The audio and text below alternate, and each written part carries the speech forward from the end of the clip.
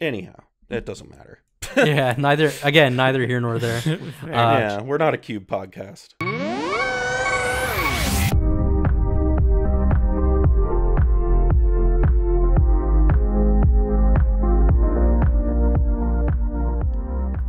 Hello everyone, and welcome again to the Lab Maniacs. Today we're looking at Modern Horizons 2, and I am joined by two very special guests. We have Callahan from the Mind Sculptors. How you doing today, Callahan?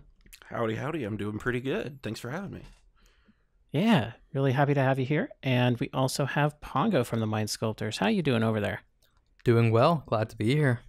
Yeah, definitely glad to have you. And let's just dive on in to Modern Horizons 2. Now, this is a special set review where we're actually splitting this up between channels. So if I don't mention a card here, please go ahead and take a look at the Mind Sculptors channel. There's going to be a link down in the description below. First, let's talk about the pitch cards. We have a few that we wanted to look at. First up is Solitude. It is a creature elemental incarnation, flash lifelink. When it enters the battlefield, exile up to one other target creature. That creature's controller gains life equal to its power. With Evoke, exile a white card from your hand. And it is a 3/2 for 3 white. Callahan, what do you think about this one? I mean, it's fine. Right?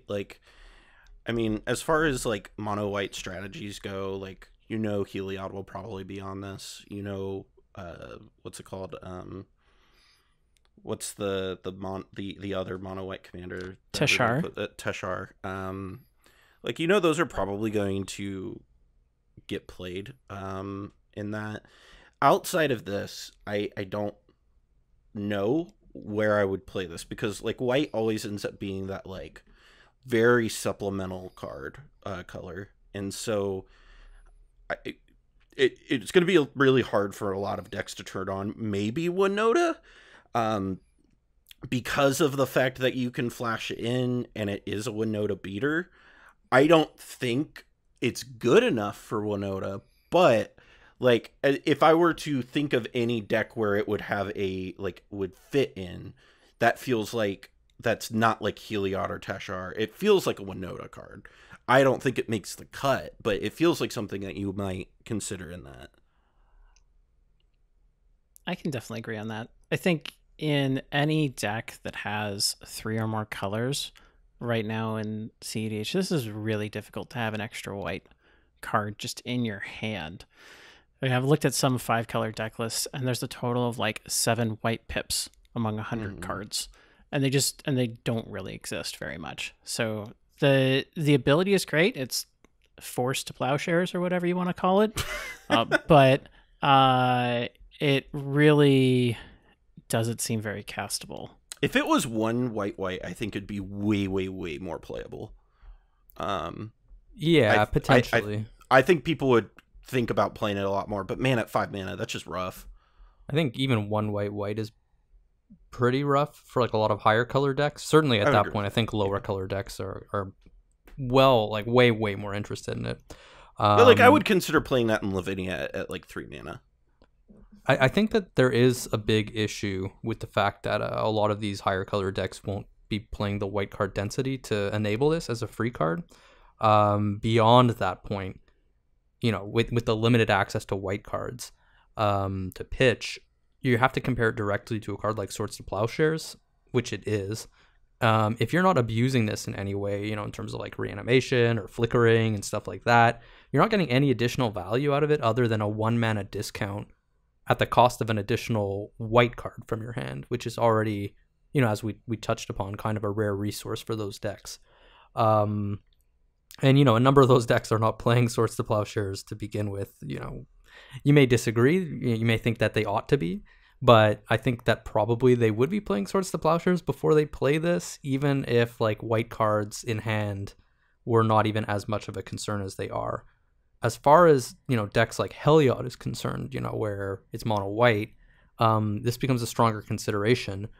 But interestingly enough, Michael V. Levine, famed Heliod player, mono white genius, even he was kind of complaining about the fact that a lot of these mono white decks these days are so heavily into artifacts.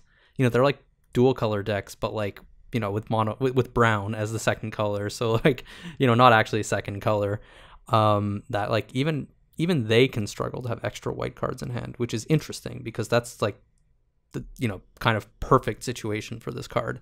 And if he is got reservations about it because of that, I would tend to have to like I would tend to have to like agree where he's coming from, or I would have to like put a lot of stock into that opinion at least.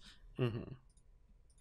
Yeah, I mean, if you look at cards like even the Tashar decks right now, even though they're mono white, they actually only have 18 to 20 white cards in the deck. And then you have like 30 lands and like 50 artifacts. So Tashar specifically, I don't really think they have a spot to put this in. But possibly some of the Azorius decks, like a Brago or a Vega. I think this would be real gas in Brago. Yeah, I think where you can flicker both it. Those yeah, exactly. Yeah. Oh yeah. Flickering this with Brago is just gravy. But outside of that, I don't really see it seeing much play. I think it sees play and it like exactly Brago. Like especially in the like blue white category, because like I don't see a world where like Shift Lash is interested in playing this. I know we aren't going to play this in Lavinia. And like I can't imagine Tygan is really interested in playing this. So I think like it's like home is 100%. I think you're correct. I didn't even think about Brago at first, but you're definitely right. It certainly has a home there, and so I mean, and that's encouraging. Seeing more like strategies get support is encouraging. So like at least it's going to go somewhere and be useful. I'm not 100% convinced that even Brago wants to play it, but certainly there is more upside there. Yeah. I think I'm pretty sure Brago is going to be testing it, but we'll see in a month or two whether it actually shows up. Next up, we have Endurance, the green version of this cycle. For 1 green, we have a creature elemental incarnation with Flash and Reach. When Endurance enters the battlefield, up to 1 target player puts all cards from their graveyard on the bottom of their library in a random order. And again, it has Evoke, exile a green card from your hand. Pongo, do you have any thoughts on this one? So yeah, this is when I first saw this card. I had like a little bit of a moment on the r/competitive EDH Discord where I was like, everyone was like, oh well, at least it's not good. At least the green one is not good. And I was like, are you kidding me? Like, this is actually decent. Like, this is really not bad, like you're saying it is. So the really neat thing about this card is it does have some legitimate uses, especially for, mono green in particular, which doesn't necessarily have a lot of ways to necessarily interact at instant speed with a lot of different things that are kind of going on in the current metagame, notably things happening in the graveyard, but also, something like Thassa's Oracle. This kind of fits the bill. Somebody puts their Thassa's Oracle trigger on the stack, and then you can kind of get them with this by making them shuffle their graveyard into their deck, and if they don't have enough devotion, then you can try to counter that win attempt this way. Obviously, if somebody has like an Underworld Breach in play, you can try to mise them by getting rid of the fuel for the breach before the breach resolves. You're not always going to be successful in either case, but for mono green, which doesn't really have ways to interact with those win conditions super easily, this is certainly a step up. The fact that it's on a creature means it's tutorable. Yi-san in particular can get this on the 3rd verse, put it into play, and that's kind of like a nice gotcha for those types of strategies. So I think that this card is compelling. So I really like that it is on a creature, and that with the instant speed nature of it, it is going to get around a good amount of the counter magic that the Thassa's Oracle decks or the Underworld Breach decks will have. Yeah, any of your negates, your dispels, your spell pierces aren't going to work on this. Force of Negation won't even work on this. So you by having it on a creature, you dodge a lot of the interaction that is going to be trying to get that combo through. And this is going to be able just to slide through. And it's a really nice safety valve for some of the more powerful cards that they've printed recently. I really do like that. I think there's also another layer to this deck, and I don't know if it's, or card, excuse me, that I don't think is, like, going to be as impactful, but I think is at least worth exploring to some extent, is the fact that in, like, Hermit Druid decks, it does allow you to theoretically be able to, like, reset, which I think is a valuable piece for those types of decks. I don't know that it's, like, certainly going to be played in them, but it's something that when I saw this, you know, I play a lot of Hermit Druid, and I saw that and I was like, I mean, it's at least intriguing in the fact that if it's in your hand, it does give you, like, a way to kind of go back, like, try again if, you know, something goes awry. I think of a deck like cEDH Brood Tyrant, it might be interested in doing it, because it can serve a lot. It can, like, wear a lot of hats in that deck. So I perhaps I'm, like, totally off base, but that's kind of like when I saw that, I was like, oh, cool, there's, like, interaction, but that's also a way for, like, those Druid decks to be able to kind of, like, start over. Yeah, so they already had Memory's Journey that could do that, but you know, in theory, you have this, which you can use as kind of like a much stronger answer for, you know, opposing win attempts, where Memory's Journey doesn't always get there. Well, and Memory's Journey can also only buy you, like, a handful of turns, where this can just, like, reset your game almost, which I think is why I would be more interested in playing this over Memory's Journey in, like, that slot. But maybe Memory's Journey, being able to cast it from your graveyard is very, very big there. Yeah, I mean, historically, you could have Memory's Journeyed into, like, Time Twister, for example, for a similar effect. But most of the time, you know, you would kind of just try to get them again with the Thassa's Oracle and just have the second win attempt. You know, it's certainly interesting from that perspective. Yeah, and like I said, I don't know if it gets played, and I don't even know if it's good or not, but I just, like, think it's a idea that's worth, like, exploring, if that makes sense. Like, so I think I like the fact that this has the ability to turn, like, a turn 5 draw of a mana dork into a useful card in your hand, because then you can take that mana dork and keep it to pitch to endurance for the times where you have a gotcha moment. I mean, because this is a creature and it gets around things, it could be somewhat comparable to, like, a Stifle for a Thassa's Oracle deck. I mean, getting rid of somebody's graveyard after they crack the LED with Underworld Breach on the stack is hilarious. Yeah, I want to do that. Pretty pog. Because that's just like, all right, you just discarded your hand. Let's let that Underworld Breach resolve. Are you doing anything else? Yeah, that does, and I think that's one of the things I do think is kind of compelling with that card, with both these cards, really, is the instant speed, and kind of, you don't have to worry about it being interacted with, because, like, you know, unless you're running into a weird meta where people actually play Torpor Orb, like, this is going to get around most things pretty reliably. So I do like it from that perspective, but, you know, there's obviously a lot of issues with it, but I do think it's at the very least a compelling card. There's one other part that none of us have talked about yet, and that is the fact that it has reach and is a 3/4 and blocks pretty much everything in the format except for what Kenrith. It is a beefy boy. And Crown. Yeah. Like, it actually is a wall if it ever sits in play. Blocks, yeah, it's blocks absolutely not irrelevant. Yeah.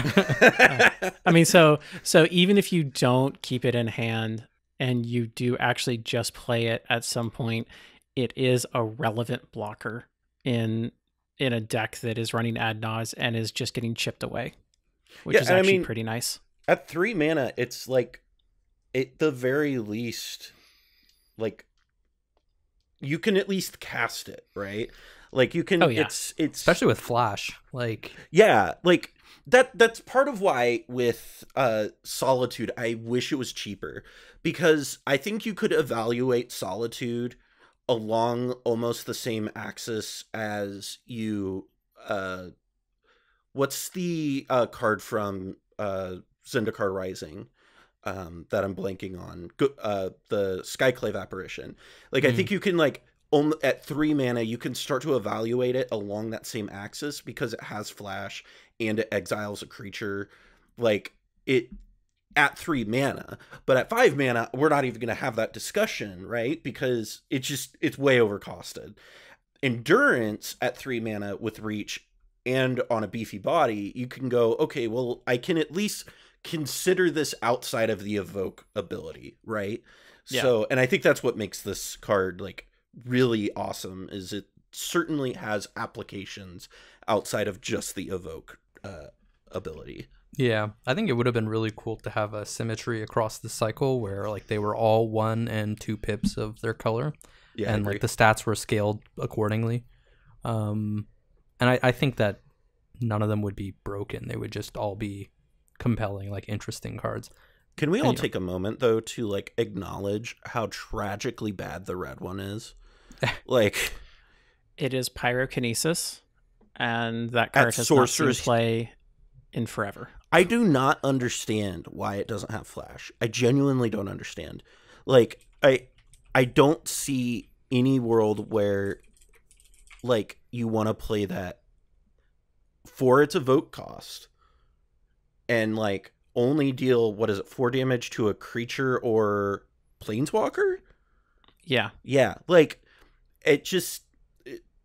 This cycle is so funny to me because it goes all the way from Grief, which is going to be creating some sort of an issue to some degree in Modern. Griefing people in Modern. Yeah, like in Modern, there's already a deck that people are brewing around it. And it's going to have some issues. And so it ranges all the way from that to it's really good, to, like, Solitude is probably playable in Modern. I don't even know if Endurance is probably, like, a sideboard card. But, like, it ranges from, like, that to just, like, utter unplayability, and it blows my mind how, like, I wish this whole cycle was about the same power level, because I just, like, from a consumer standpoint, opening packs, if, like, I open the red one, I'm probably going to burst out into tears. Like, what a waste of $15. Like, I can agree on that. I do think that from a Modern perspective, Fury might actually see play as a way of, I mean, because you can hit multiple creatures. So if you are a red aggro deck, you could use it to take out multiple token blockers to actually get the final points of damage in. That's usable there. But in comparison to how, like, deck defining Grief could be, or the permanent exile from Solitude, Fury really is on the back burner for non-Modern. I'm just so glad the blue one is not, like, a force of will, right? Like, I was so worried that that's what they were about to print, and it was fine. And I was like, okay, that feels perfectly safe and agreeable. But anyway. I mean, one thing I'll say about the red one is that Pyrokinesis historically has seen some play in Legacy Burn. So I don't know that it's necessarily as unplayable as we're giving it, as we're playing it up to be. Yeah. Yeah, can't Pyrokinesis hit players? No, I think you can split it among any number of creatures. Okay. All right. So yeah, it is essentially Pyrokinesis, but having the additional ability to hit planeswalkers. Yeah. Okay. But at sorcery speed. Yeah, at sorcery speed is where I'm just like, why does this not have Flash? Come on, guys. But anyhow. So next up, is a card that just looks bonkers. That's Doughty Voidwalker for a black creature, Doughty Rogue, Shadow. If a card would be put into an opponent's graveyard from anywhere, instead exile it with a void counter on it. Tap, sacrifice Doughty Voidwalker, choose an exiled card an opponent owns with a void counter on it. You may play it this turn without paying its mana cost. Callahan, your thoughts on this? My hot take is that this card is good. Send tweet. I'm sweating. I'm sweating from the heat of that take. No, I mean it's wild. I was at work when this card got spoiled, and everybody was going nuts over it, and we were slammed. It was like I think it was like exactly like the Saturday of Memorial Day or whatever, and I just like opened my phone up after I get off work, and I just see all the messages about this card. And I'm like, what does this thing even do? And I read it, and I was like, what the hell? Like, this card is insane. There's a lot of different axes to evaluate this on, just like being a hate bear, but also being like a build around card almost, which is very interesting. I've seen some people talk about how this could potentially be like an archetypal card that could create its own archetype of a deck. I don't know if I would go that far, but I do know that there is certainly a lot of excitement around it, and that it can be potentially very strong in its own shell. One thing that I do think is of note for all the people that are hyperventilating about this card is that it is particularly weak against Drannith, Curse Totem sort of stuff. And so... Is it, though? I mean, yeah. So, sorry. It loses some shine with a Drannith Magistrate in play. But, okay, it has Shadow. One ability. It is a free attacker with Tymna. I mean, so it's just drawing you an extra card every turn. It's a Phyrexian Arena. Yeah. It's also a one-sided Leyline of the Void. Yeah. And then Leyline the last of the Void ability, is already one-sided. It's a 2-mana Leyline of the Void. Yeah, sorry, it's a one-sided rip. Yeah. It's a one-sided rest in peace. And then the gravy that gets turned off by Drannith Magistrate also interacts with other Doughty Voidwalkers. So if there's two of them in play, it doesn't matter which one exiles it because it just has a void counter on it and it doesn't care. If you sack this and then reanimate it, you can keep going with all those cards you've already exiled. Like it doesn't, it's so crazy. I mean, yes, it is. I just, there was a lot of we need to ban this card, and I'm just like, let's dial it back. Like it's very good, and it is extraordinarily strong. But like there's the stuff that is already getting like played for like kind of already hate bear like stuff is going to like, yes, there is the hate bear stuff, and I think like it's obviously very good with just like the top half of it, but like the combo things that people are talking about doing with it that are very parasitic in nature get shut off by some very common hate pieces that you see in lots of different decks and are not uncommon to see at a table, is kind of my point. Like, so the parasitic stuff is, it's very interactable, but the rest of the card that's just good when you're running Tymna is freaking amazing, and I would run this every day of the week. Yes, I 100% agree with you. Like, it's... I want to clarify. I'm not saying that it's not amazing. I'm just saying that let's all take a deep breath. Like, the card isn't bannable. Yes. Like, it's one of those things where it's very good, but, you know, Curse Totem is going to, you know, make this a thing that is going to, the parasitic side of it is going to not be as good. The Drannith interaction is, you know, you could make an argument that there is an idea that Lavinia can become more of a hate bear piece at that point, with this being played more, because why the hell does the second part say you could cast it without paying its mana cost? What the heck? Like, to make Lavinia better, obviously. Yeah, obviously. Clearly, to make that better. But like that's all really my point. Is this a very good card that has a lot of upside, very like a little downside in that like it's all upside.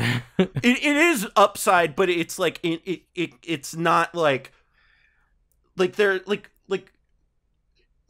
I think about like Thoracle for a second, right? Like Thoracle, like sure you play Torpor Orb and stuff like that, but then you're like dedicating a bunch of stuff to specifically deal with that. This is going to already get hit by a lot of the hate that just is already getting played anyway. And so like that's kind of my point is like I've seen a lot of people talking about how this is like way too strong, and it is, but like it's going to be reined in by the stuff that we already play is kind of my point. If that makes any sense whatsoever. I agree that it's not out of line with the power level of the format.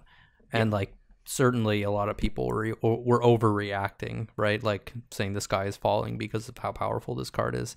You know, like that second ability is pretty absurd in a lot of pods where people are not playing things like Curse Totem, Dranith, Magistrate, and Lavinia, or like those things can't come down before, let's say, somebody irresponsibly tries to Naz into this, and gets countered. So like, it is very, very good. There's no doubt about that. Naz decks, yeah, like. It's going to punish greedy players, which I'm personally all about. Like, if you want to punish greedy players, go for it. I'm so here for it. So I would also point out that this is printed into Modern. So this is going to be stronger than standard cards. Right. And do you think this is stronger than, like, Oko, which just destroyed Standard? I think this is reasonably stronger than Oko, but at the same kind of benchmark that Modern is stronger than Standard. That's a good question, and I think a really interesting way to frame the question. I don't think this is stronger than Oko.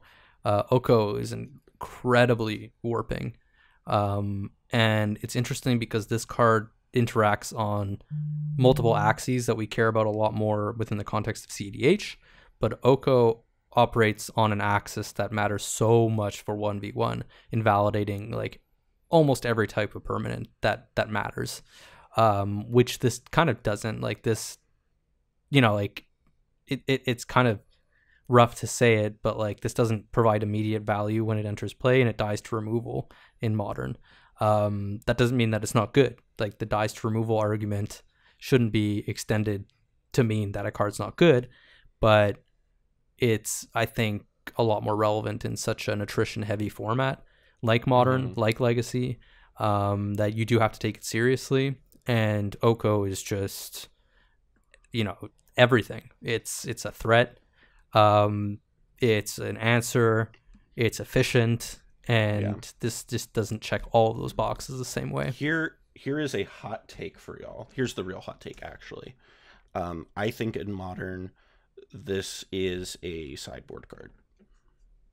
I don't think this is a main board card in Modern. I think this is part of the new Grief Ephemerate decks. Yeah. Okay, sure. Yeah. You're main boarding this to combo with it. Yeah. I think in a deck like I think like I see this, like there will be a home for this in Jund, like for sure. Oh yeah. Or mono black control style decks with there's going to be a lot of homes for this, but I think primarily outside of like the grief deck that will absolutely be trying to take advantage of this and break it, it's going to be like a really good sideboard card that's going to punish like Dredge and a lot of problematic strategies in Modern, because like every time something happens in Modern, right? Like it's always some graveyard deck that's being stupid, right? Like every single time. And this is going to punish it in a way that Rip and Leyline don't do.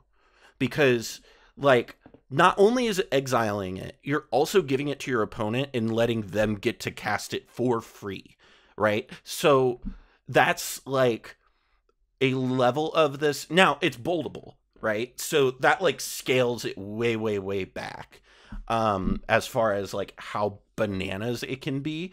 But I it's very interesting to me because like cEDH people were like losing their minds over this card, and like other formats people were like, this is really good, but I didn't see anybody like, this is like the end times, you know what I mean? Like everybody kind of saw Oko and was immediately like, excuse me, what? Yeah. Every creature I play is invalidated now. Like, right. Oh, and my Magus of the Moons is now bigger and still makes my all land, non-land, or what is it, non-basics mountains cool. Yeah. I love that interaction. But yeah, it's very, like I said, it's very good. But that's the tweet. It's very good.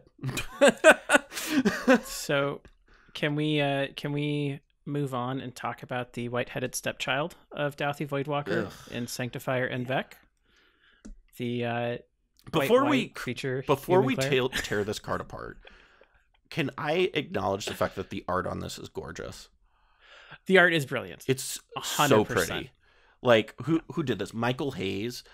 Excellent job on this art. I just want to say that before we like tear this one a new one. Just before we go there. Sanctifier and Vec for white. Creature, human cleric, protection from black and red. When Sanctifier and Vec enters the battlefield, exile all cards that are black or red from all graveyards. If a black or red permanent, spell, or card not on the battlefield would be put into the graveyard, exile it instead.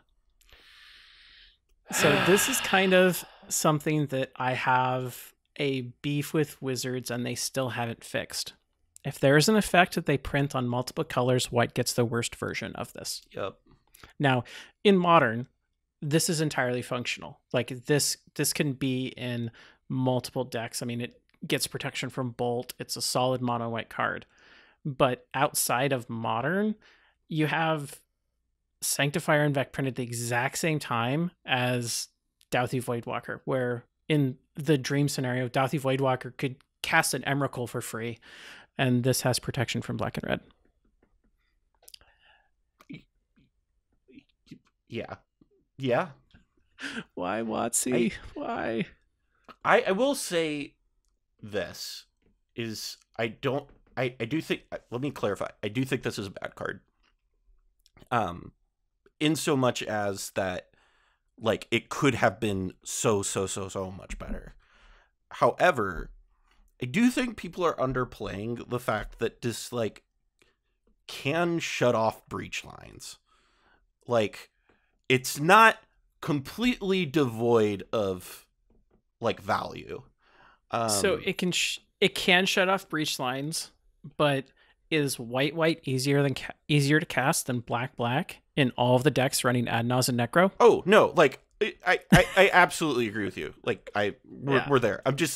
I'm trying to find a little bit of positivity in this card, I guess. Like at least it is like shuts off breach lines somewhat, right? Like it does some relevant stuff. So it turns off Wheel of Fortune breach lines. Specifically, yeah. It doesn't, I mean, like, it will moderately impact Brain Freeze breach lines because they will lose cards that would be put in their graveyard. Yeah. But it also turns off Dockside loops in Kenrith. Just putting that out there. It hits some not stuff. Not Emil lines. No, not Emil lines, but like the Skirk Prospector or like Phantasmal. Well, not even the Phantasmal Image lines. It shuts off the Reanimate lines because it's a replacement effect. Oh, fair. That is true. So it would work on the Phantasmal Image lines. Yeah. That is fair. There is some. It's literally just red-black spells rip, and like so there are like some edge cases where like it has value, but like I think to your point, Cam, is like that's kind of the issue here, right? Is because you look at you look at Voidwalker and you just look at it and you find the edge cases for where there isn't value with the black one, right? With this one, instead, I'm finding the edge cases where there are value. And that's the contrast. That shouldn't be, like, the white should be the counter to the black one, even thematically. Like, it should feel also powerful. And it just, it doesn't, and it's very disappointing. It feels entirely fine as a Hatebear in Modern, but this is going to get played in nothing humans. drawing to it. Like, this in humans is actually real gas. I mean, this is relevant in Modern because red and black removal, first of all, are super prevalent. But in addition, like, there's a lot of really aggressive aggro red decks, and this just stonewalls like a lot of their threats, right? The real application for this, I think, in Modern is specifically up against like Death Shadow decks. Is it just like kind of puts them in an awkward spot because this can just indefinitely block the Death Shadow until they give it trample. Right. Yeah. But like even then, like this being able to get in the way of a Death Shadow will buy you even 2 or 3 extra turns can be enough to put you over the top against Death Shadow. Oh, 100%. So like this is going to be real good in Modern as like a sideboard tech piece, which I really like for that. But sorry, I didn't mean to cut you off. No, but like I agree that I do think that this is a powerful sideboard piece in Modern, as I was saying. You know, people play things like Core Firewalker, Burnt-In Forge Tender, things like that in their sideboards to deal with mono red. Or to deal with like blitz and stuff like that. And this can kind of be used similarly, but it also has some applications against like more combo oriented matchups. Like it kind of just has more widespread applications. So I actually think that this card is very, very good. But the problem is that it just doesn't have that many homes in cEDH. You know, like a lot of decks here are much more proactive. This might see play in more mono white style Hatebear decks, you know, like Heliod, for example. But like you're not going to play this in your average Tymna deck that kind of just wants to play something that generates more value, is a little bit more powerful, interacts along an axis that's a little bit more relevant across a wide variety of matchups. So would you play this instead of Rest in Peace? I don't think I'd ever do that. Yeah. So if I wanted to play a big piece of Graveyard Hate, I would certainly be playing Rest in Peace first. I don't think that this invalidates the possibility of there being a Rest in Peace on a stick one day. You know, we'll probably get that at some point, but you know, it's not that. We're not quite there yet. Well, talking about cards on a stick, let's talk about our fish stick, aka Esper Sentinel. For white, it's an artifact creature, human soldier. Whenever an opponent casts their first non-creature spell each turn, draw a card unless that player plays X, where X is Esper Sentinel's power, and it is a 1/1 by default. Pongo, what are your thoughts on fish on a stick? So, you know, we have actually had some conversations about this card before recording. So I'm just going to kind of like jump out of the gate and say that, you know, a lot of people have been comparing this card to Mystic Remora. You know, obviously like the fish stick comparison kind of drives that home, or Rhystic Study. I'm personally not the biggest fan of those comparisons. While I do think that this card is good, you know, don't get me wrong. I think that this card is very powerful, deserves to see a lot of play in the format. You know, I will qualify that a bit later. I don't think that this card is nearly on the same level as Mystic Remora or Rhystic Study, and so it's while it's not unfair to compare it to those cards, because of sort of surface similarities, I do think that the similarities are very much like surface level at the end of the day. So big difference, you know, is that obviously this is in comparison to Mystic Remora, a 1-mana tax instead of a 4-mana tax. So Mystic Remora can basically like never be paid. You know, it has happened to me. It's happened probably to all of us where somebody has paid it, but they're rarely going to pay for it the second time if they're playing another non-creature spell, which is another important difference. You know, Esper Sentinel can only happen one time per player per turn. And Rhystic Study, by comparison, happens for every spell they cast. And if we look at a card like Rhystic Study, you know, in my experience with that card, playing against that card, playing with that card, people are capable of paying for it, once in a lot of situations. The reason why they don't pay for it is because they're going to cast additional spells. And so as a result of the fact that they're going to have to pay for it each and every time, they kind of say, well, if I'm going to have to let them draw a card later, I might as well kind of just not pay for this even this first time. And I'll just wait until kind of like the end of my sequence to pay the 1 mana. Unless they have a very specific sequence where they want to deny the draw on the first trigger. So hugely important difference. Rhystic Study triggers on every spell cast. So their power level, that of Mystic Remora, that of Rhystic Study, is considerably higher than Esper Sentinel. Esper Sentinel, I think, needs to be evaluated first and foremost as a card that basically says your opponents, if they're going to cast a non-creature spell on any turn, need to consider themselves as having 1 less mana than what they currently have available. And so that's not nothing. If we're talking about casting their mana rock during their turn, maybe they pay for it the one time, they treat it as if okay, I got Rishadan Ported or something like that, and I have 1 less mana on my turn, and they can try to deny you the card draw. If they're subsequently holding up a tutor or holding up interaction, Sentinel is going to draw you a card at that point, probably. If they're going to do it at the end step of somebody else's turn. If somebody simply doesn't have the mana and can't afford to not develop in the early game, and you had a turn 1 Esper Sentinel, that's going to be very, very powerful. This card is very strong if you can get it down on turn 1. If you can get it down, even in the first couple of turns, it's very strong. It's going to fall off much harder than Mystic Remora in the later game. And it's also going to fall off, I think, even much harder in the later game than Rhystic Study does, which already falls off a little bit into the later game. But obviously the fact that it hits every spell means that it's going to remain a little bit more relevant. So, discounting, obviously, shenanigans you can do where you can pump up this card's power and stuff like that. I'll let somebody else get into that. I think that this is a very compelling card.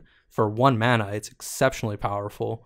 I plan on testing it, but I'm not 100% convinced on it in a lot of the higher color decks. Specifically, for my purposes, Najeela. Still trying it out. If only this was a warrior, though, right? If it was a warrior, I'd be way more hyped about it. Oh yeah. Oh yeah. But alas, it is not. I'm gonna try it out. I'm not sold on it just yet. For kind of the reasons I touched upon. But I'm hoping to be pleasantly surprised. I think kind of where I go and feel on it is I get what you're saying, Pongo, and I think that you're correct. However, I am going to also asterisk next to it that this is a card, and the reason that people are making this Mystic Remora comparison is it's clearly in the same family of spells, right? It's in the Smothering Tithe, the Rhystic Study, Mystic Remora family of cards. It's in the same family, we're in the same family with apes and bonobos and orangutans, right? This is a human. Rhystic Study and Mystic Remora are great apes. Okay. They have returned to monkey. They have returned to monkey. But my point is that in the colors, when you're first building a deck, all 4 of those cards, in my opinion, are going to be cards that you go in before you make cuts, and then you're going to have to figure out where you're making cuts. Because some decks, cut Rhystic Study. Some decks cut Smothering Tithe. So obviously it's not going to go into everything. But it's certainly going to be consideration, and it's going to be in a lot of those early first drafts that it might not make it through a lot, but because of it being in that family, you're going to immediately go, okay, this needs to at least be considered. I think that in a Tymna deck, it should always be considered almost immediately. It being in that family of cards where it can come down early and also draw you cards off of a Tymna is quite good. Obviously, it's weak as a 1/1, but there's still opportunities where people don't play a lot of creatures, where this can still get through, get damage. And I still think that, like, I do think that it's not as powerful as Rhystic Study of Mystic Remora. I don't think that it's, like, you know, it's like B tier compared to them being like S tier, right? But it's still, in, like I said, in the same family of cards, so you're going to consider it. You're going to think about it. And it's encouraging to me at the very least, because we've seen like a lot of white cards in this set that are kind of disappointing. And this card at the very least is encouraging for white's design space, because you see this and you go, okay, like we just got Strixhaven, right? Which had, what was the planning, the card draw card? Learns and Lessons. What was it? No. It's the one. It's the 3 Secret Rendezvous. Secret Rendezvous. Yeah, this where is the they're like, oh, you're gonna white get card. Yeah, you're gonna get all this card draw. Oh, and then we get that, yeah. and you're like, oh, come on. This at least feels better than that, and feels like substantially better, where we're actually going to be having a conversation. This is a real Magic card that someone would play in a deck. Yeah, this is the best white card draw spell that's been printed. Yes. Yeah, for sure. And yeah, it is not Remora level, but it is the best thing that white has ever seen. And very similar to Sanctifier and Vec. If white gets the ability, it gets the worst version of it. But it's also... So you do have to deal... I'm sorry. Go ahead. You do have to deal with the fact that it is the worst version, but it is the only version that is available for white. And it is a new version that's available. It's also important, though, to contextualize that, in my opinion, because, like, when we look at the color pie and we look at what everything does, like, blue's, like, main thing is we draw cards, baby. We're real good at it. And, like, you know, blue has Ancestral Recall. No other color has Ancestral Recall, right? So it's like, well, green kind of does, but it's like 4 mana, right? So, like, and black does, but it's 3 mana and 3 colors. Right. Yeah. So you have like the thing where it's like, yes, it's worse, but it's also within flavor for the colors. It's exceptionally strong for the color.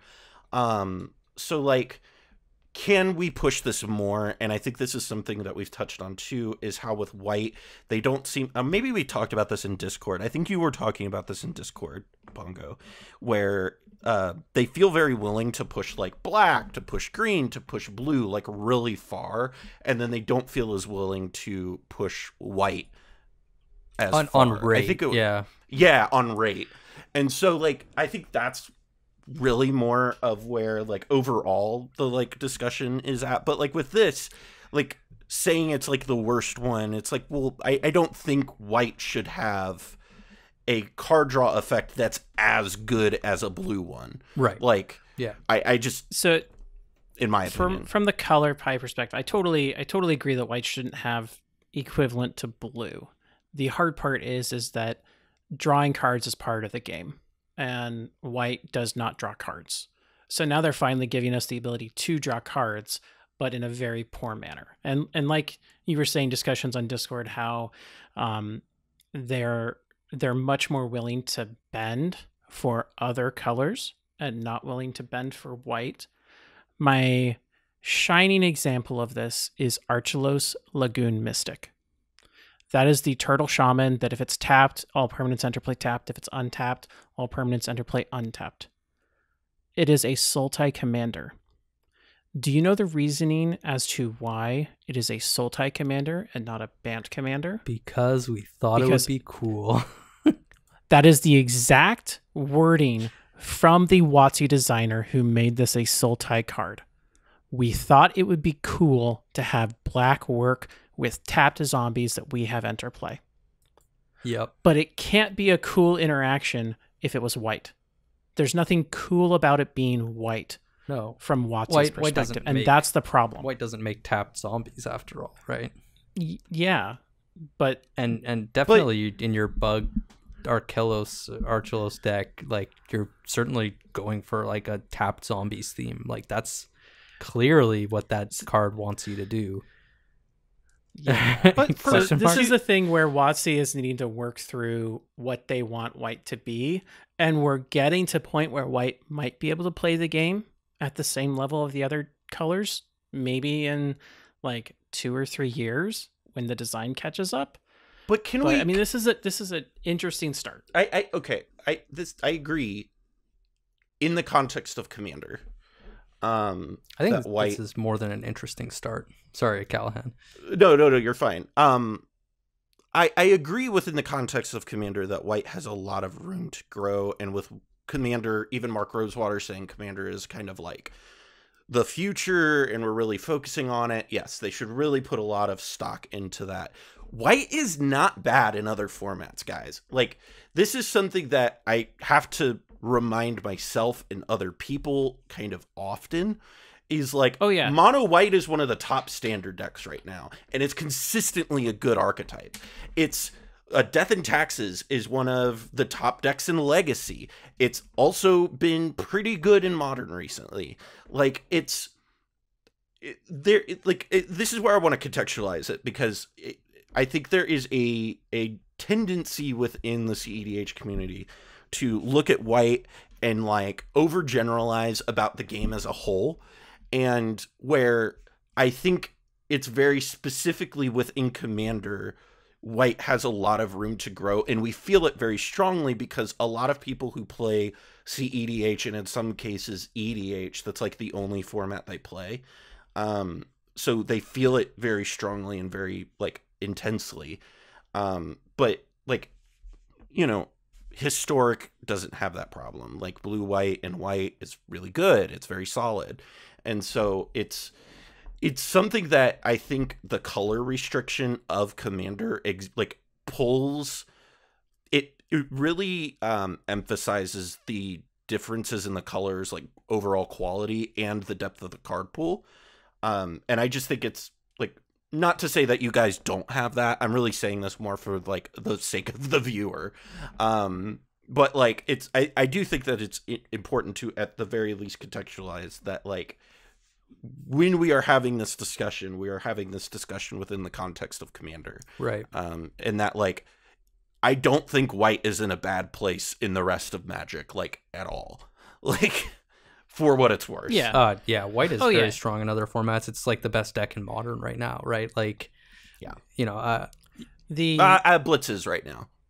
Blitz is extraordinarily good. Yeah, now. I mean, green-white is like also absurdly good in Modern. Yeah, Heliod Company's pretty strong. I think all I wanted to say about this card, just to be absolutely clear, you know, because I sounded like I was being down on it, but like, I sincerely believe that this is an incredible card.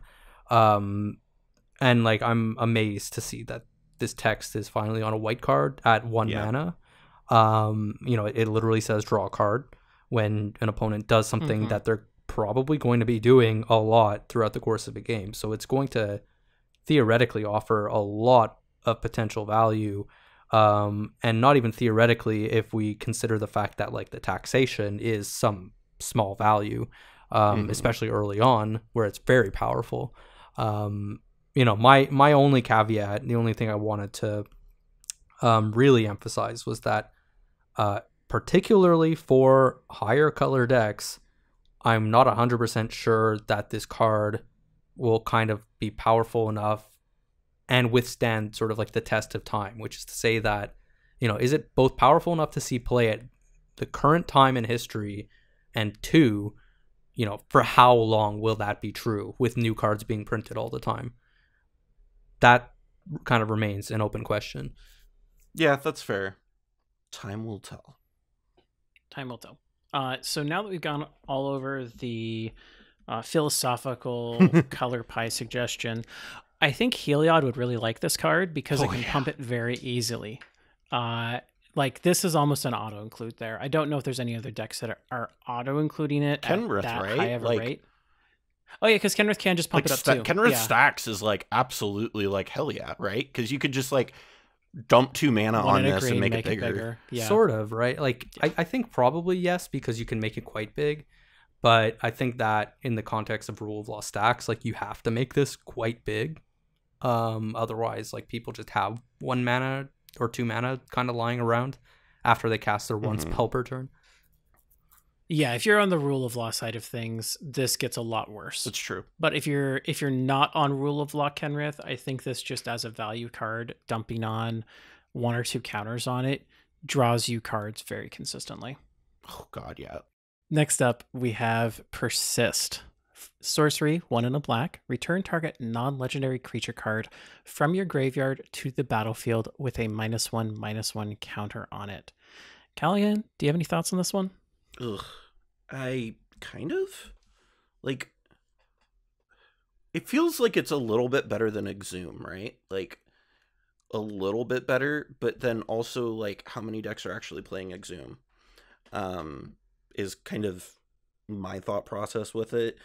There is some interesting interactions with Anala, like being able to reanimate a Spellseeker is very like relevant. There's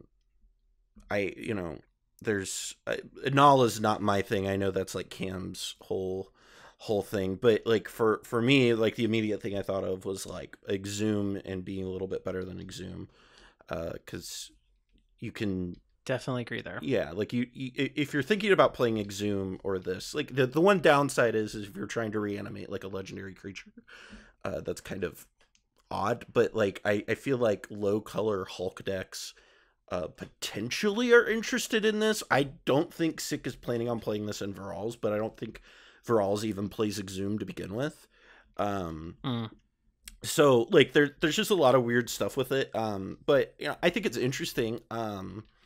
But I know there's a lot of like Anala shenanigans with this, right?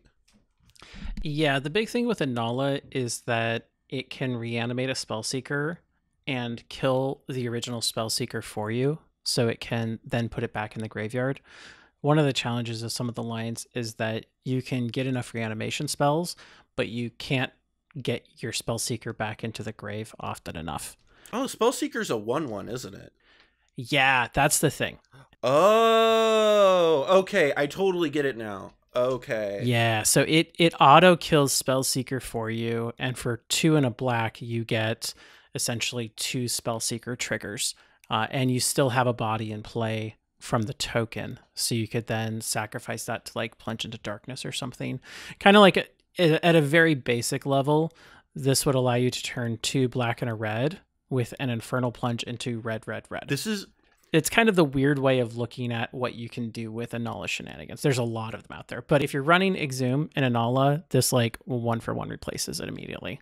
I really like this. I'm excited to see it in play. Cool. Yeah, like you're saying, Anala lines are stupid. I have like 4 pages of notes regarding how to mess with Anala lines. So the art on this is like cool as shit, by the way. Like that, like Lorwyn, like Kithkin. Yeah, it's like super cool. I love it. Just a Kithkin zombie rising from the grave. It's awesome. I really dig this. It's too bad most of them wouldn't actually survive the counter.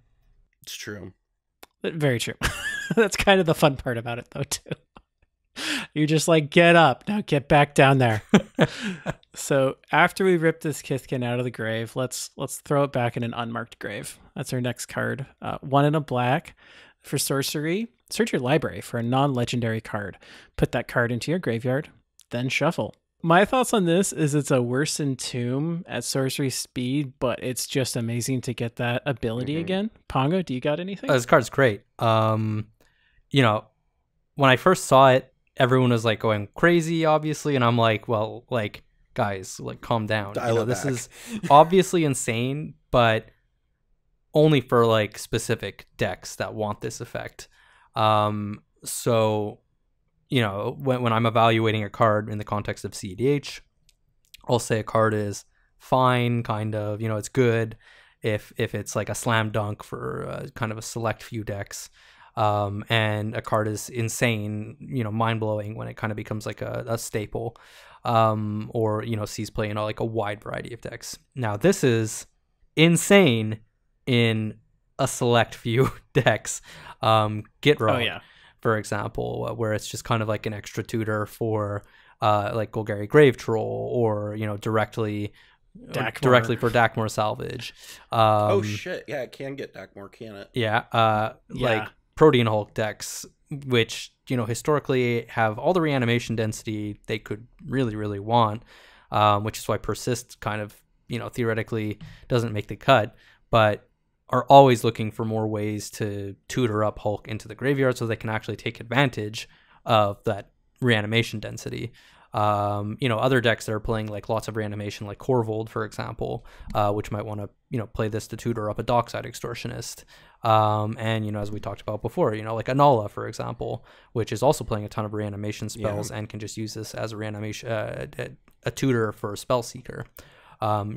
For some decks, this is essentially kind of like a demonic tutor, like another one, and like that's wild, but not every deck obviously can make good use of this card. So there are some fun cards that this can hit. I mean, so this can obviously hit Hulk, but this could also put a Dread Return in your graveyard. It could put an Echo of Aeons in your graveyard as well. So it's not necessarily, you're not doing this immediately for Reanimate. You could also do this for Flashback. You could put a Faithless Looting down there just to put a card from your hand in your bin if you needed to. Yeah, there's a few niche spots where you could theoretically consider this, where you're already playing Entomb, sort of like a lot of like the Mardu, even like Nas style decks. Which use Entomb, kind of like alongside Mizzix Mastery, or will use it so that they can get a Leon and Relic Warder loop going. And, this is definitely consideration for those types of decks as well. There's more places and more decks that are interested in this card than, perhaps my comments would lead you to believe, but it's just not every deck that wants this. It's still, for the decks that want it, like, probably the best Entomb that I could imagine Wizards printing like ever again. Yeah, that's not Entomb. That's not Entomb, yeah. Because Entomb is kind of dumb. The thing that I think is very interesting with this is that like the premier Reanimator decks are, you're thinking about like Razakets, right? Which is kind of like the Reanimator strategy. Can't play this, which is super awkward.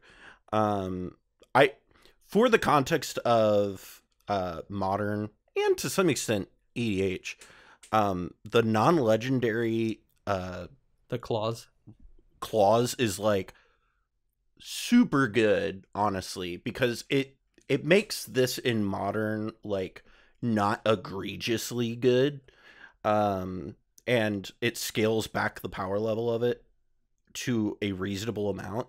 Now it'd ahead. Be too strong with Goryo's Vengeance. Oh yeah, like it'd be way too strong with Goryo's Vengeance. Like that the Grizzle Shoal or the Grizzle Shoal decks would just be like insane. But like it's very good in Commander and in cEDH. Outside of like the few reanimation decks that we've talked about, do any of you think like Kess would want to see this as a secondary demonic tutor?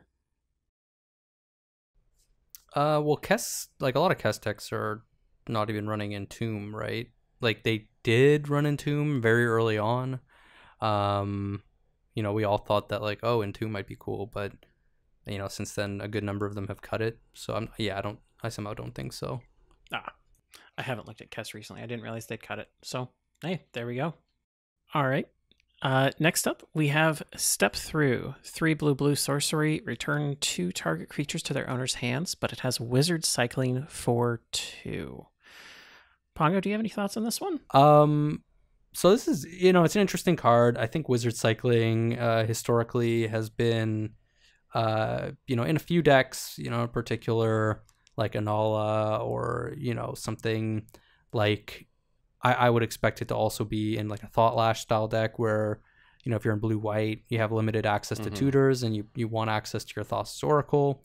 So this is a pretty big get for like the Thought Lash style decks specifically, like in particular. Possibly also playable in Anala because 2 mana instant speed tutors for Spellseeker are quite good. The only thing that gives me pause is the fact that it costs 5 mana, which hurts on ad nauseum. But, that could be fine.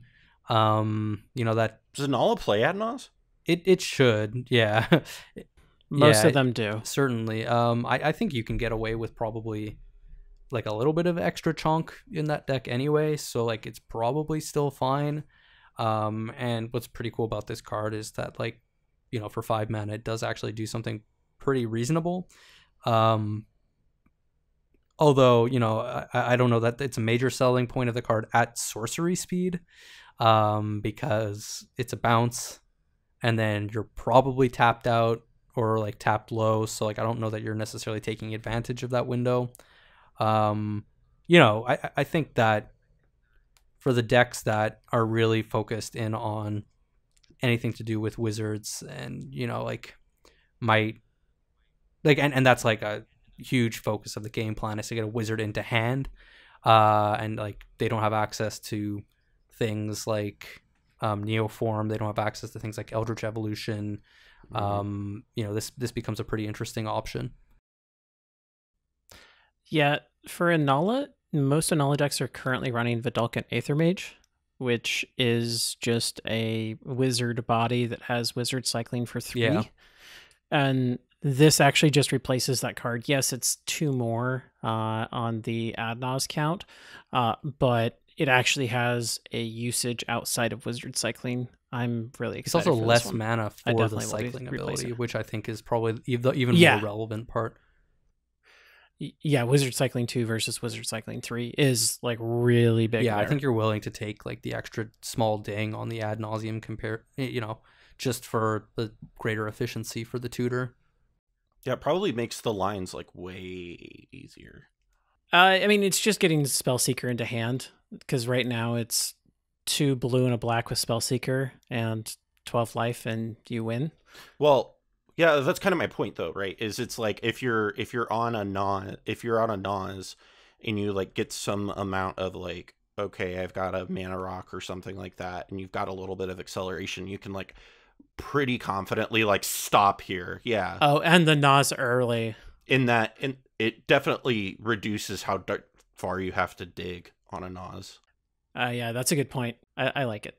Next up, probably going to be going in the same decks, maybe even more decks. Dragon's Rage Channeler.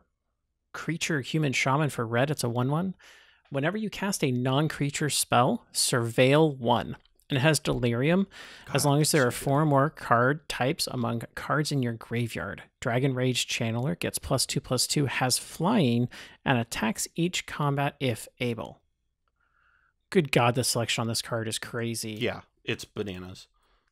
And in our show notes, I have written down Farm has a new prized pig. Like, I saw what I like in my head. I just keep thinking of like Charlotte's Web, and it's like, that's some pig. Like, it's so good because, like, imagine in Mad Farm being able to have card selection on all of your casts. Like, oh, that's so good. Oh yeah, like I'm so excited for this. Every spell now you get to look at the top card of your library and decide whether you want it or not, and then ship it to the bin. Oh, and you're also probably playing some sort of reanimator, and it just entirely negates you having to entomb cards. This also fuels your breach turns. Like, yeah, this is so good. I didn't even think about that, but yeah, it does. It fuels your breach. That's a super important part of it. It basically makes breach. It effectively can make it so it's escape 2 instead of escape 3. Mm-hmm. Jeez, that it's so good. Pongo, you have anything we didn't? No, hit? I mean, it's like even going beyond that, it kind of just can help select the cards for your breach turns. So yeah, like it's just kind of a slam dunk for especially those like Tymna style turbo decks. But I think it goes into a lot of the red-based turbo decks, even without Tymna. Oh, for sure. I definitely agree there. Next up, we've got Sanctum Weaver for 1 and a green. It's an enchantment creature dryad. Has tap, add X mana of any one color, where X is the number of enchantments you control, and it's a 0/2. Pongo, have you looked at this one yet? Yeah, this is a pretty interesting card. I don't have any decks that want it currently, that I play, I should say, but the obvious thing that this card does is that it kind of just instantly goes infinite on mana with like Freed from the Real, because with it and Freed from the Real, you have 2 enchantments in play, so you can make X mana of any one color. So you start making blue, you make 2 blue, and then you can use Freed to untap for 1 blue, and so you're netting blue, and then you can just pick a different color after you get infinite blue. So in theory, there's a world where you could be playing that type of strategy in like a Kenrith deck. There's a world where you could do it even like Thrasios Tymna style deck, more of an enchantment based deck, more of like a Staxy style of deck.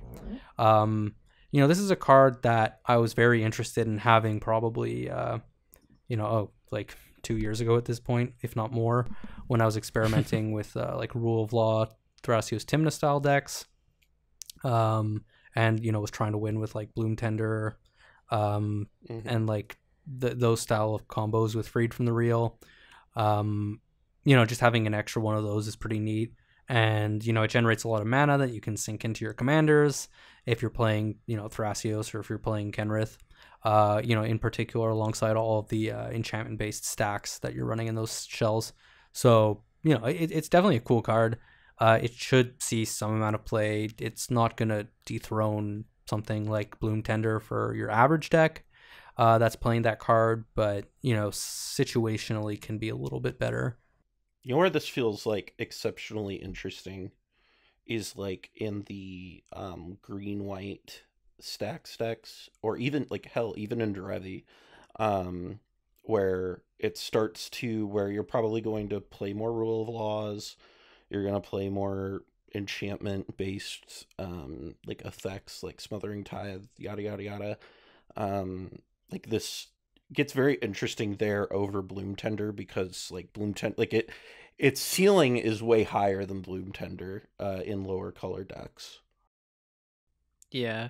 So this almost replaces Bloom Tender in Taxiger if you're on the Freed Tendies line, which is Freed from the Real Bloom Tender as an infinite mana outlet, which gives you infinite green to then go off with Taxiger.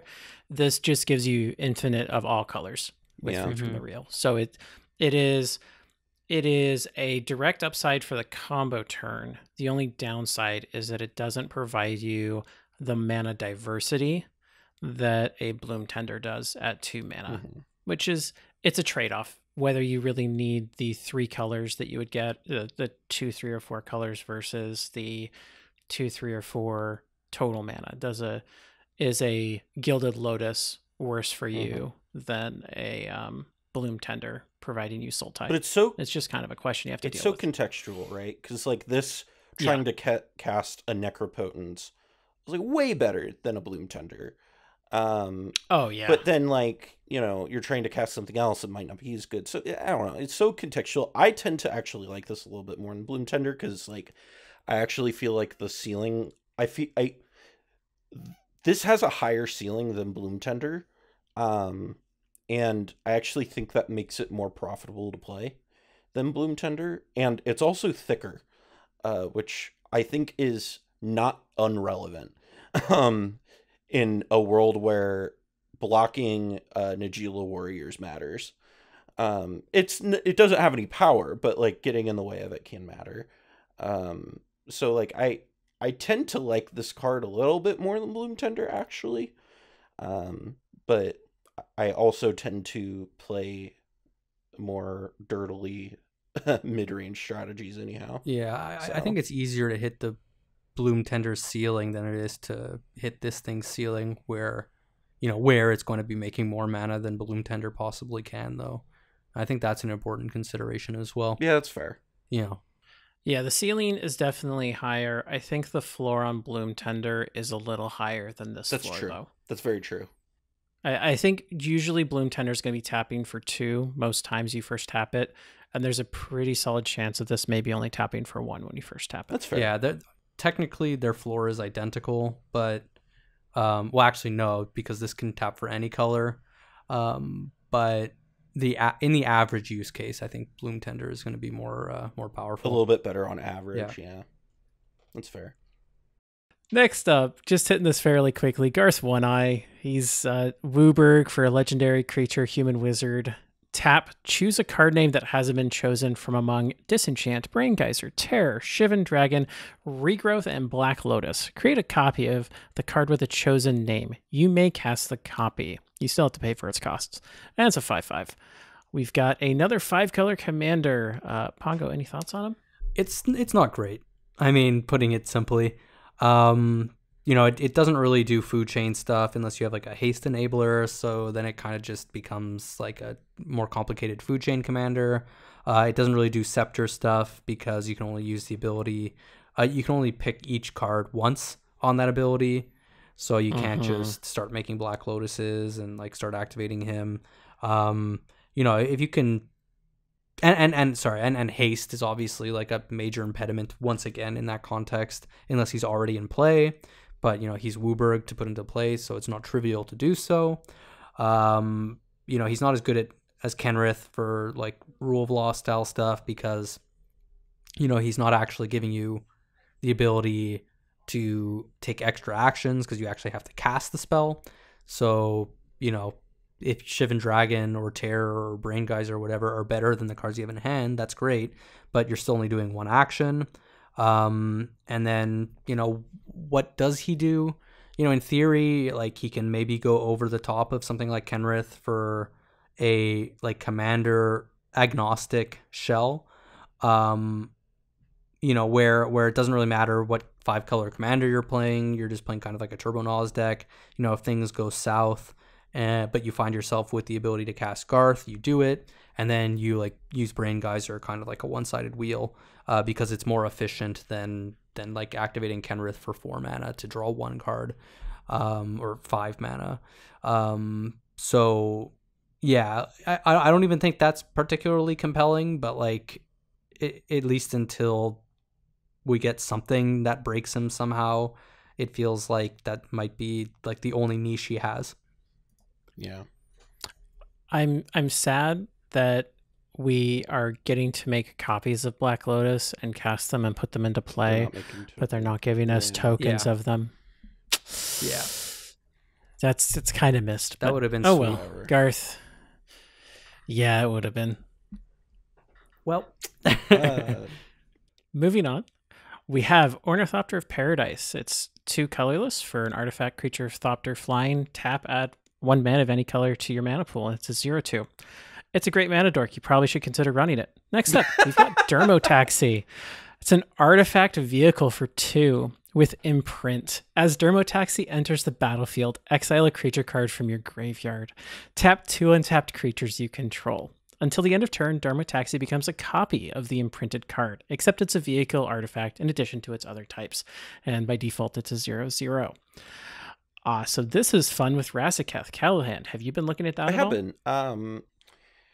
It's a little dangerous because you're exiling your Razaketh, so if this gets removed, you're like kind of SOL. But it does kind of have some kind of niche applications where it can kind of be in sort of layered decks. Layered Razaketh decks kind of can use this to get things going in ways that they might not be able to. I'm not entirely sure. It seems really cool. It also has some applications in the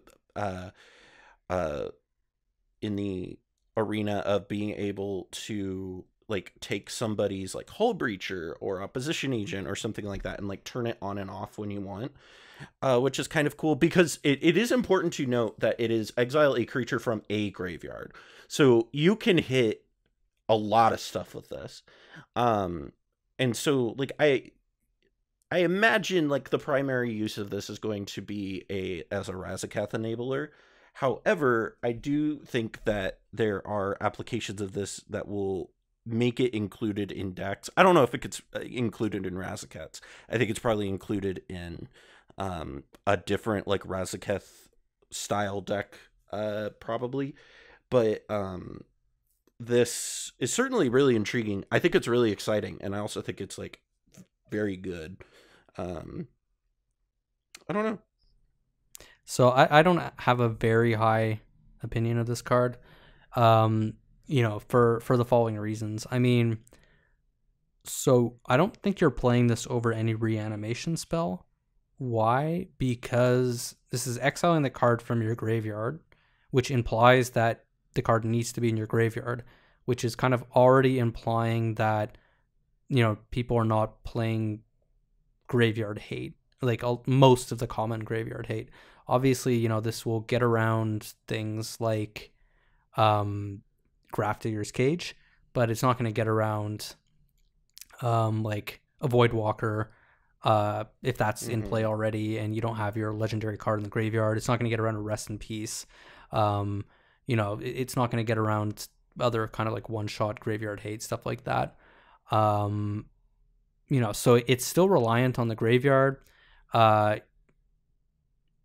know, it has the other issue of presenting an additional surface for an opponent to attack when it gets activated. And so they can remove it or bounce it when that happens, right? And while, you know, you might make the argument that that's also true for like Animate Dead, Dance of the Dead, or whatever. Like neither of those cards forces you to exile the card from the graveyard. So this kind of like means you're opening yourself up to a 2-for-1 in that respect, especially if you like entombed the Razaketh, let's say, for the sake of illustration. So yeah, I mean, take all that and then take the additional, you know, you need to have 2 untapped creatures to do it. You know, I'm not so sure about this card personally. It doesn't feel like a big enough upgrade over a lot of cards that they're currently already playing for me to want to devote a slot to it. Yeah. Now, before we hit the last one, with Cobblepott gone, we at least need to talk about one of the Cobblepott type cards in Spirit. Feast of Sanity, 3 and a black enchantment. Whenever you discard a card, Feast of Sanity deals 1 damage to any target, and you gain 1 life. I do just have to say, necroing for 30 and then discarding, you know, like 23 cards sounds a lot better with Feast of Sanity out, because then, you know, you can necro for 30 next turn again, right? Yeah, absolutely. The other thing that's kind of cool with this is that this, like you mentioned, Cobblepot is this like is a little bit more of the shadow bag outlet that like he's been looking for. Like it's a little bit easier to get into play than some of the other shadow bag outlets at the moment, and consequently the life game actually is hilariously relevant because of the necro piece and because of the Nas side of that deck. Like it's actually super cool, and I'm really interested to see when he comes back like what he's gonna do with Shadowbag in this. So there is one other interaction that I don't know if it's actually worth playing, but I find hilarious is Get Rog. LOL. Get Rog, end step, you know, just use the end step as your discard outlet. I mean, you're just discarding deck more indefinitely. I guess if you squint hard enough, this is a Get Rog outlet. Yeah. That is definitely one of the cooler interactions. Somebody call up Scotty. We found a way to clean up the lines. Yeah. The last one is that Wheel of Fortunes turn into like board wipes for mana dorks. True. Yeah, the fact that it hits any target is actually really neat. I think at 4 mana, it's probably not going to see like a ton of play just as like a wheel payoff, but you know, in limited contexts, maybe in like Opus Thief. Well, I think that's kind of like where I'm getting at. In particular, in Opus Thief, I don't know that it'll make the cut, but if you're in fewer colors and you have like less access to wheel payoffs, then maybe, yeah. Or you know, you're doing some of those other shenanigans and you kind of need additional payoffs. And like very particular ones, not just ones that care about like drawing cards and like symmetrical draw.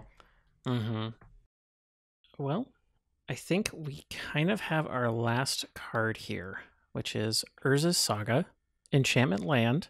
Urza Saga, with the first chapter of Urza Saga, gains tap, add a colorless. Second chapter is Urza Saga gains 2 tap, create a 0/0 colorless construct artifact creature token with this creature gets +1/+1 for each artifact you control, so a construct. And then the third chapter is search your library for an artifact card with mana cost 0 or 1. Put it onto the battlefield, then shuffle. Callahan, what do you think about Urza's Saga? So, you know, in cartoons, when a character sees like something that they're like in love with, they get the like hard eyes that pull out and go, "Ooh," and all that stuff.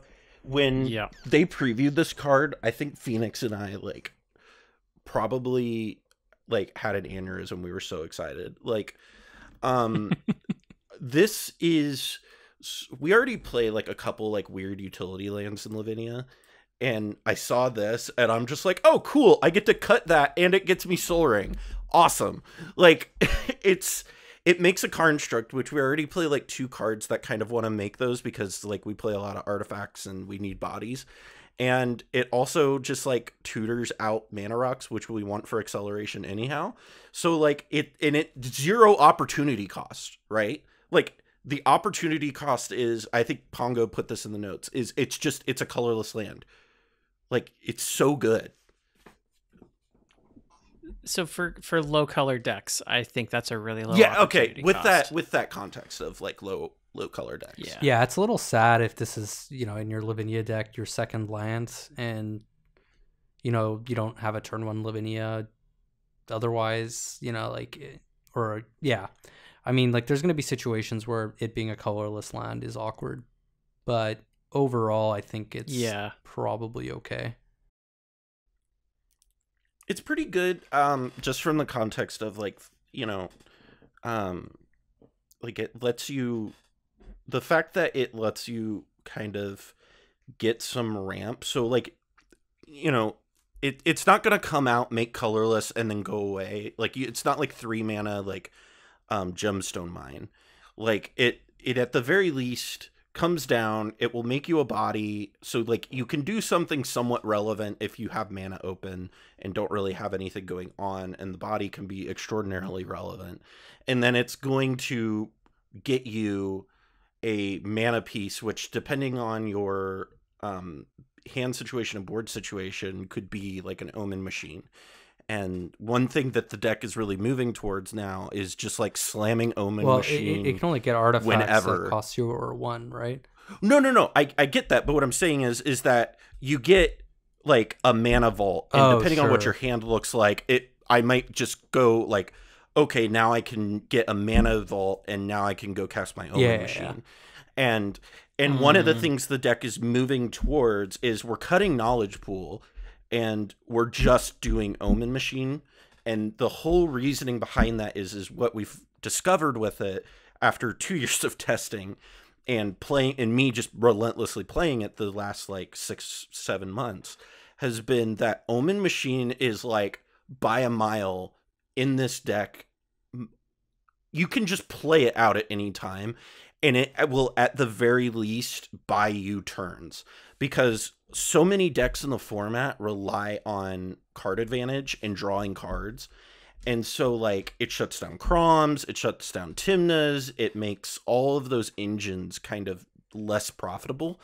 And so when our payoffs in the deck from that are considerably better than most other decks' payoffs, because we tend to have some bigger bombs, it's a really solid card to just kind of jam out, and it makes the play pattern of the deck feel much more proactive, which is something we've been trying to move towards. And Urza Saga helps supplement that game plan tremendously. Yeah.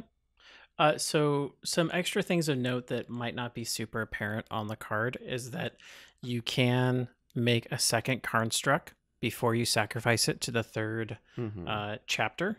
You also can tap it for mana that same turn. You can do one or the other.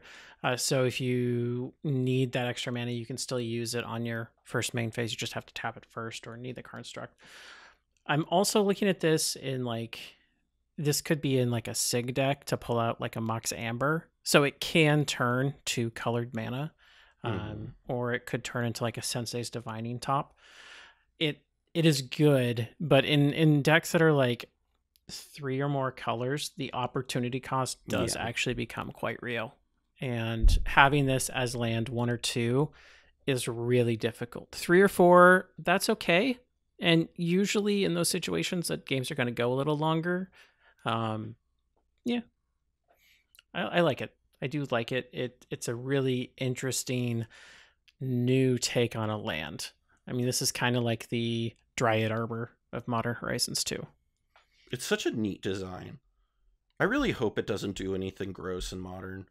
I don't want this to get banned. It's just so neat. I think that this is potentially problematic in Modern, but I suppose we'll see. I realize that. I think it's neat. I like this card. Yeah, I agree that it's very, very cool. I mean, I think it's, like you guys were saying, certainly a solid card for cEDH in like a limited amount of decks, but you know, the decks that want it that are pretty happy to have it. Yeah, absolutely. I was just thinking of Life from the Loaming, Urza's Saga into a bunch of eggs. That sounds like that could actually be a deck and be kind of crazy. cEDH Loam deck. I'm here for it. I don't necessarily know cEDH. I'm thinking of Modern. Okay. Yeah. Because there definitely are Loam decks in Modern. Yeah, that seems interesting. And that is our Modern Horizons 2 review.